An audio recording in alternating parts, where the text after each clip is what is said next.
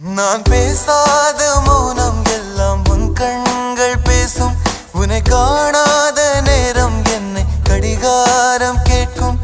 மணல் மீது தூரும் மழை போலவே மனதோடு நீதான் நுழைந்தாயடி. முதல் பெண்தானே நீதானே எனக்குள்ளானே